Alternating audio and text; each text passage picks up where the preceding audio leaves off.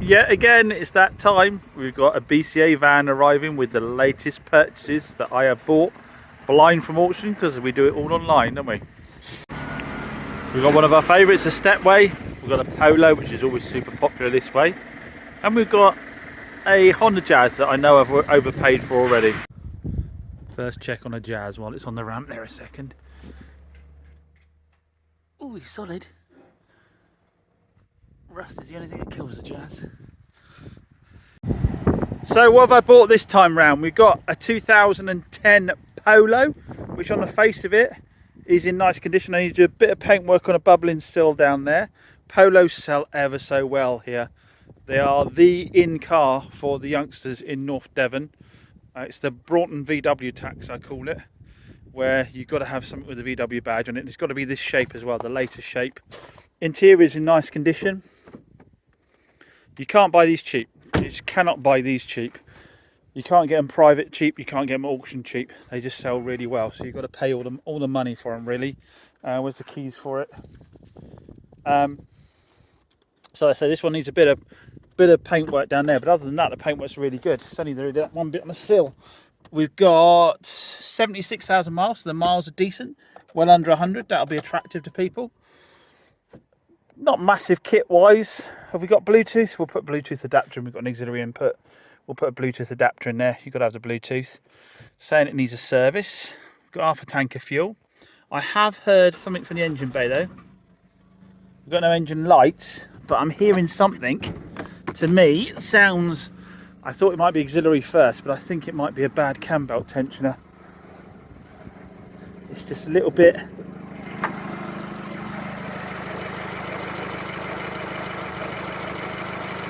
A little bit of a dry noise there, so we'll get that checked out. We're going to get the cover off and have a look see as to what that is. Yeah, engine's running happy enough as it is. I think it's just a bad tensioner, a dried out tensioner, something like that. So we'll get it in and have a look at that. Well, I haven't actually driven it around to see what the clutch and stuff's like yet. Yeah, Pete's hammering away on something. You'll know it's serious when he's got the hammer out, because he's normally the one preventing me from hitting something with the hammer. Sounds a bit exhausty, I'd say. Got a bit of a manifold blow? Don't know.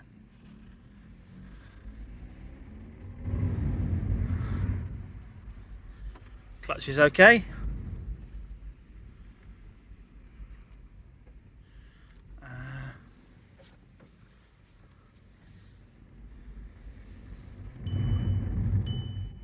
Bit of a squeak from some suspension there. Squeak rather than a knock. Right, let's put a seatbelt on and go for a longer drive. So definitely something very squeaky with the suspension at the back. Might be a broken spring, I think, possibly from the sound I'm hearing.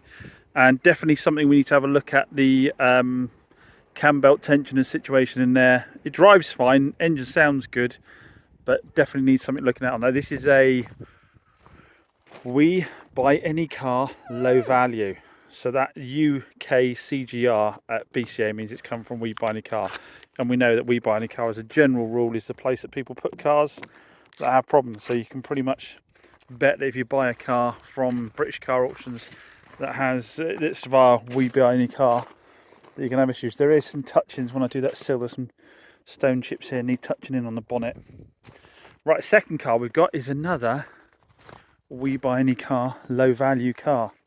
This is a Honda Jazz, of course, and a particularly nice looking Honda Jazz. Very attractive colour. Full pan roof. Alloys that are a bit bubbly. Can't decide if they merit refurb or not at the price point this car's at. I'll make a decision later on, which probably means I will end up doing them, because I can't help myself. We've got faded headlights. That's easy solved with machine polish, wet sand. The bodywork's really good actually. Like I said, the alloys are a bit bubbly, a bit oxidised, but the actual paintwork's really nice. No paintwork to do on it. Did we? I'll tell you what, we didn't have a quick look in the Polo, see what is. Have we got any history a sec? Let's have a quick look. Yeah, we've got history up to 2020 in there with the Polo, so we'll pop that back in the glove box. 2 owners on the logbook, so not too bad. Back to the Jazz. Obviously always good sellers, the Jazz.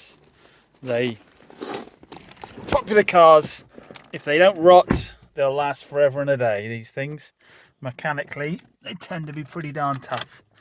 What have we got mileage wise? Let's put the seatbelt on a sec, get the noise gone. 110,000 miles. So a bit of a tougher sell than anything under 100,000. But obviously it'll be a cheap car, and anyone who knows their Hondas knows that is not going to be a problem mileage wise. We've got, so a quick look at the logbook without showing you guys any names. Idling nicely.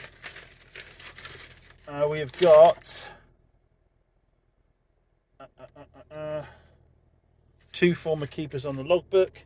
Service history book we've got here. Let's have a quick look at the service history book. Oh, 2 seconds.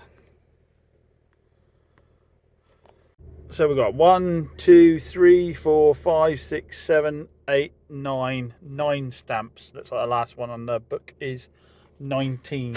So not a full service history, but not too bad. Clutch, that's okay, it's about halfway. Like I say, the engine sounds fine.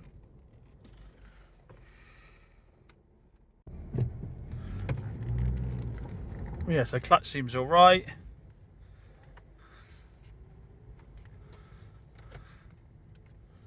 Going into the gears all right.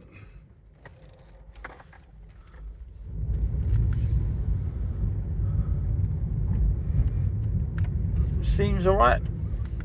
Does the steering feel a little heavy? I don't know. Might be being a bit picky. Don't know what tyre pressures are like. Might just be. Needs a bit more tyre pressure.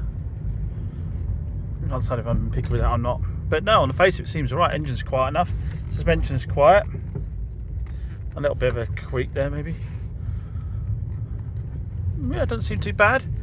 I think I slightly overpaid for this one, like I said earlier. Can't remember exactly what it was. But they do sell well. Even 2009 Jazz tends to get decent money. And like I say, this is a nice spec one, good in a good colour with a pan roof. And I reckon we can make a nice car. I did notice a little earlier when I was just trying some buttons on it, the rear windows aren't working. Strangely enough, both rear windows aren't working. They're not working from the door or the switch. So normally, if they don't work from here but they work from the door, you know the switch is bad. But neither are working from either switch here, and neither are working from the actual back of the car. So hopefully that's not something electrical that no one was able to track down what the issue was. Hopefully it's just bad luck that both rear motors have gone. Seems unusual if it were though. Everything else is in good condition. It's nicely kitted out with electric heated mirrors, cruise control, Bluetooth. We've got Bluetooth on this as well. I imagine we have. Have we got that other stuff? Haven't we? We not got Bluetooth? Maybe we haven't got Bluetooth. We have got USB there, so we can add Bluetooth with a USB in. That won't be a problem. Yeah, nice car. Nice car. Hopefully, like I say, that those rear windows aren't a hard fix. Last one up is one of my favourite cars. A Dacia Stepway, Sandero Stepway, which always sell really well for me. This one's a really nice colour in this sort of burnt orange. And inside's really nice with the orange continuing on the stitching and the leather there. I think we've got the sat-nav cruise control Bluetooth version as well, so spec's nice. I don't know this edition actually. I'd say it's a Laureate, but it looks like it might be some kind of special edition perhaps. I've not seen one with some of the trim bits in here. Now, I did take a risk on this. It said this is another We Buy Any Car, low value car. I did read that it had a noisy engine. Now, I took a risk on it. You think, why would I take a risk on that? Well, because I noticed that 3-cylinder cars, which these are, this is the 900cc turbocharged 3-cylinder TCE engine, which I find a really good engine. Don't really ever have problems with these at all. I find that a lot of times these get marked as noisy engine because they are quite a noisy engine anyway, being 3-cylinder. So a lot of time it's just someone's been overly cautious on it. But the bonnet's up because, well, first let's have a quick look at the bonnet. The bodywork is really good, so we haven't got any paint to do on it. 67 plate, so quite a bit newer than other stock, but these are really good value for money, so it's not going to be an expensive car still. So bodywork's good all the way around, and like I said, the interior is really good. We haven't got anything to do in there. The miles are 100,000 miles, which doesn't bother me for TCE. And service history wise, let's find the handbook a second, because I imagine it's going to have good history, because these came with quite a good service package, didn't they, I think? Just a reminder, if you're buying Renaults or Dacias, your service history is in the back of the handbook. A lot of people think they've got one without service history, but it's in the back of the handbook. Not 18, 19, 20, 21, 22. We haven't got anything after 22 in there. Now, so like I say, it is the higher spec model. We have the electric mirrors, parking sensors, Bluetooth, cruise control, and I'm pretty sure we'll have the sat nav on here.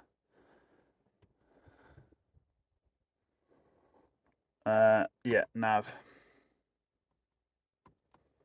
Come on, wake up. Yeah, so we've got the nav as well. But yeah, the issue with it is it actually sounds timing chainy. Can you hear that? We've got a rattling chain. So the gamble didn't work, that it was just standard 3-cylinder noise. We've got something underneath, metal cover in here.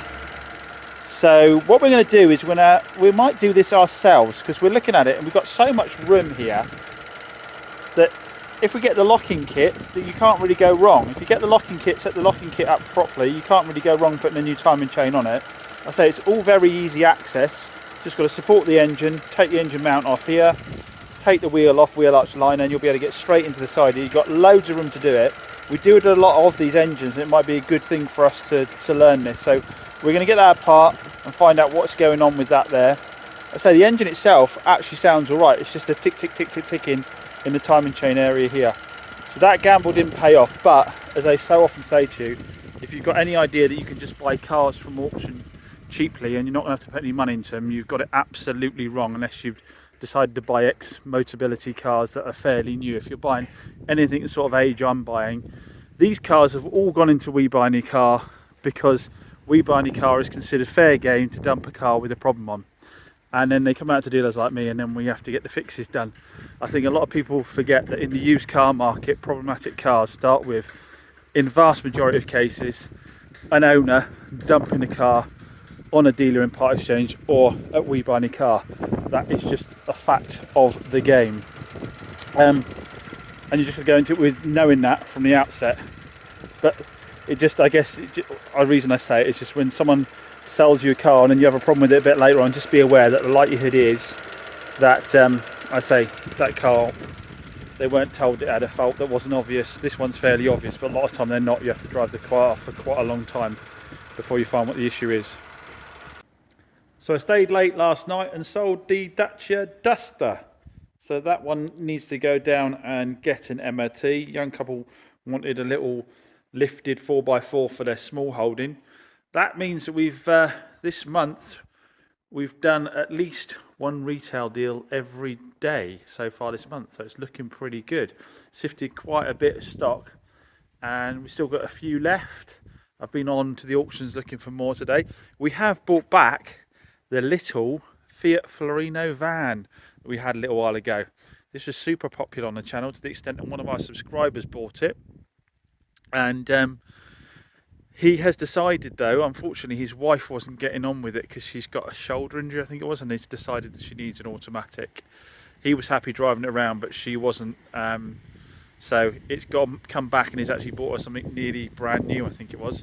Says how much he loved the van, and it is a little crack in this one, so we're going to give it another clean up, get it back advertised again. There was plenty of people after it last time, and he's kept it nice and tidy. I think he said he'd done something upgrade wise with the stereo on it.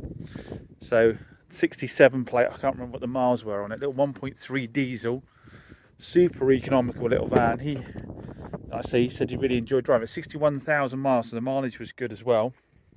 We put a brand new MOT on it and did an oil and filter service on it. I think we did some tyres, and that was only a couple of months ago. So to be honest, it's probably just a case of give it a good old clean up, double check, and get it back up for sale. So our Mercedes E-Class is just leaving with its new owner. A subscriber of ours came down on holiday and arranged to pick it up when he'd finished his holiday. So this is the Mercedes we got off of our subscriber Anthony, who sold me a couple of cars now. Absolutely beautiful car. I'm really glad it's gone to another subscriber. I'm sure he'd be pleased it has done as well. Fantastically well looked after, fantastic condition. Cheers! He'll really enjoy that car. We're going to see each other again because I'm going to go and buy his Type R. I'm going to buy his Civic Type R to use as a track day car because my MGB is not working out as it should be at the moment. We're still faffing around with it. So we're going to pop down to Plymouth and pick up the Type R from him in the week at some point. But yeah, that's gone to a really good, and that was a beautiful car, that. If you're looking for something that does a bit of everything, that E350, I have to say, had all the performance you'd ever want. The interior was beautiful on it, comfort was beautiful, and really, for the value for money wise, really good value for money. So our Soul Dacia's gone down for MOT. We need to do track rod ends and front discs and pads on that to make it advisory free.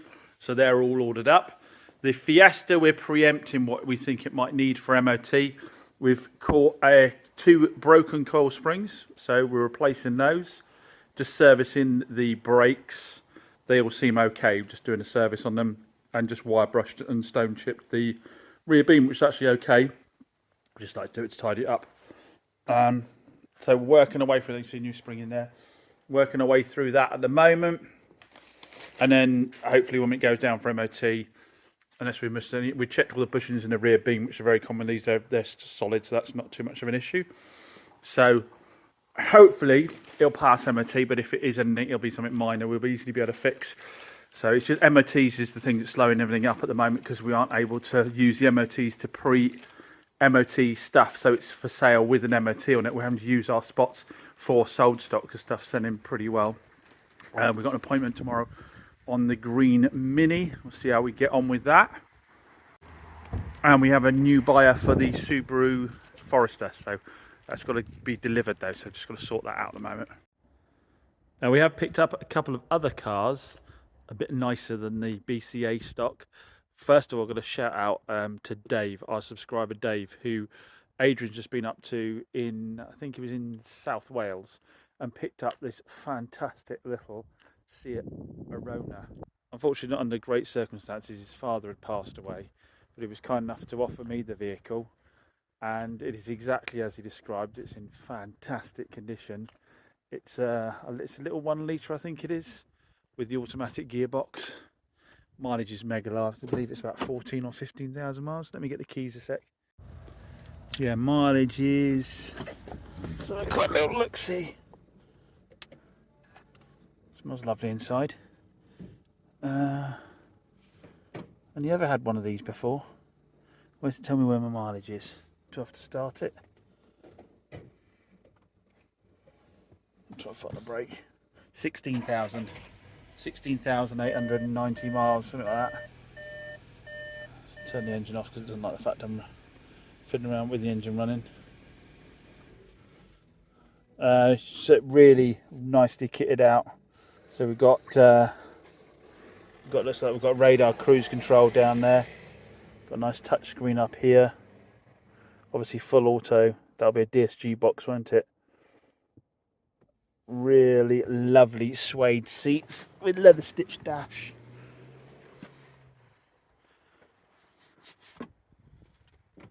And absolute class act that he is. Dave gave me some gifts. I'm not quite sure why he felt that was necessary, but absolutely lovely of him. So we really do appreciate everybody that offers me their vehicles. This is particularly nice. Obviously, it's always a little bit difficult if they're further away because we've got to pay the transportation costs as well. And this is a bit of a higher value vehicle, so a bit easier to do some of the cheaper stuff. We've got these lovely diamond cut alloys that are all in fantastic condition. Looks like it's got new discs and pads on the front there. Lovely colour. It's probably not coming off on camera as well as it should. It's like a dark metallic red. Yeah, well, those alloys are in lovely nick. Do like the interior. Noisy motorbike. That is absolutely lovely. So yeah, massive thanks for that. Shame to have it under the circumstances I have, but it is a lovely bit of kit. The other car that I have picked up off another trader is this Vitara. Haven't had one of these ones yet. This is the 1.4 turbocharged hybrid. I know these are good sellers. I do know these are good sellers. Same age as that one. Is that a 20? Those 20 plates, are they? 70? I should know, shouldn't I, really? Yeah, the Vitara's always really good sellers for me, but I hear these later 1.4 hybrids are very, very popular. And a couple of people have said to me they're one of the more modern engines, one of the only modern engines they feel comfortable selling due to their high reliability. So we've got, like I say, 1.4 turbocharged hybrid, I believe. Drives really, really well. Nice condition. Mileage is low on this one as well. I think it's 30,000 miles on this one, something like that. Again, nice touch screen, cruise control, lane assist, all that kind of stuff. I drove it here. Drives a nice 6-speed box. Apologies for the sound quality. People have been complaining about sound quality. I'm having to use a phone because I smashed the screen on the other one and I forgot this phone. The reason I stopped using this one was because the mic was no good. So if you are having sound issues, apologise. We will get back on track with that. But as you know, I really am sort of time-wise limited to switching to my GoPro and then having to download it to the computer and edit that way. It's much quicker doing it CapCut on my phone. So we'll get back on track with that in a bit. So yeah, this local car, it's looking a bit orange on camera, more of a dark red again. I would say not a metallic on this one though. Gunmetal alloys, they're on good nick. Two really, door handles could do with a buff. Red's oxidised a little bit there. Yeah, two prime cars for this area. Small 4x4s that are cheap to run, you know, good fuel economy, low running costs. They're not 4x4s, are they? It's SUVs, let's call them.